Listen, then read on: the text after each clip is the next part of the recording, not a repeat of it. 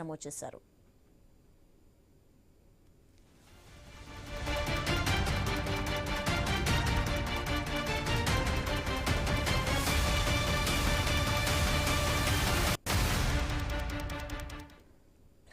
మరో బ్రేకింగ్ చూస్తున్నాం. విజయవాడ ఇంద్రకీలాద్రి అమ్మవారి ఆలయంలో ప్రోటోకాల్ పేరుతో జరుగుతున్న దందా వెలుగులోకి వచ్చింది.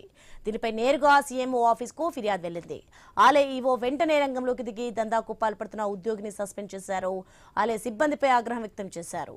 గత 10 ఏళ్లుగా ఇంద్రకీలాద్రి ఆలయంలో అవుట్సోర్సింగ్ ఉద్యోగిగా పనిచేస్తున్న వాసు ప్రోటోకాల్ ద్వారా దర్శనం కల్పిస్తానని చెప్పి భక్తులను మోసం చేశాడు.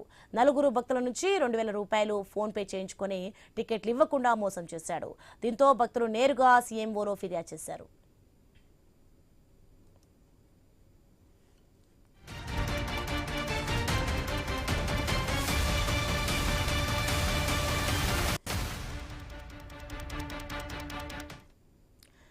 ఉద్యోగులకు ఏపీ ప్రభుత్వం గుడ్ న్యూస్ చెప్పింది.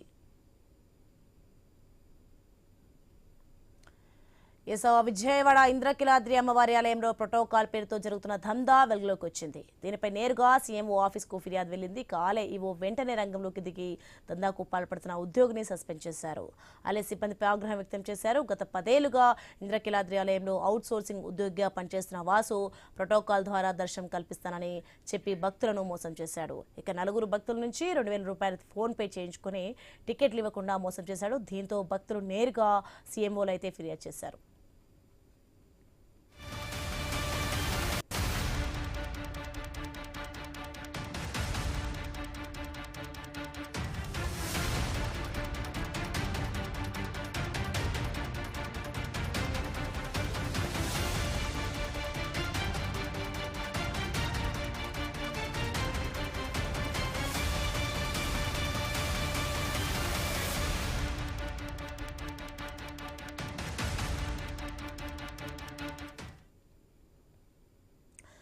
ఆర్టీసీ సమ్మె విరమించాలని మంత్రి